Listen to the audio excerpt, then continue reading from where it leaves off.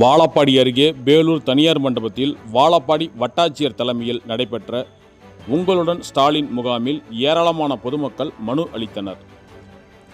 சேலம் மாவட்டம் வாழப்பாடி அருகே பேலூர் பேரூராட்சிக்கு உட்பட்ட தனியார் மண்டபத்தில் வாழப்பாடி வட்டாட்சியர் ஜெயந்தி தலைமையில் பேரூராட்சி செயல் அலுவலர் மாதவன், பேரூராட்சி தலைவர் ஜெயசெல்வி பாலாஜி ஆகியோரது முன்னிலையில் உங்களுடன் ஸ்டாலின் முகாம் நடைபெற்றது.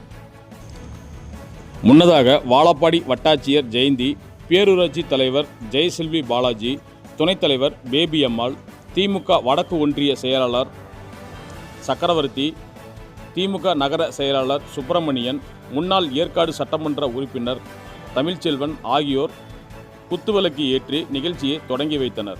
அதனைத் தொடர்ந்து சிறப்பு அழைப்பாளராக கலந்து கொண்ட திமுக இளைஞரணியின் மாவட்ட அமைப்பாளர் முனைவர் சீனிவாசன் திமுக ஆட்சியின் சாதனை பற்றி எடுத்துரைத்தார்.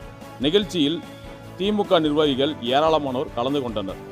அதனைத் தொடர்ந்து மகளிர் உரிமைத் தொகை, பட்டா மாறுதல், பட்டா பெயர் திருத்தம், ஆதார் திருத்தம், முதியோர் ஓய்வூதியம், ஜாதி சான்றிதழ் என 571 மனுக்கள் பெறப்பட்டன. மேலும் வாழப்பாடி வட்டார மருத்துவ அலுவலர் டாக்டர் பொன்னம்பலம் தலைமையிலான அமைக்கப்பட்ட மருத்துவ குழுவினரிடம் இரத்த அழுத்தம், சர்க்கரை நோய் கண்டறிதல் போன்ற சிகிச்சையை பொதுமக்கள் பரிசோதனை செய்து கொண்டனர். மேலும் மனு அளிக்க வரும் பொதுமக்களுக்கு நிலவேம்பு கசாயம் கொடுக்கப்பட்டது.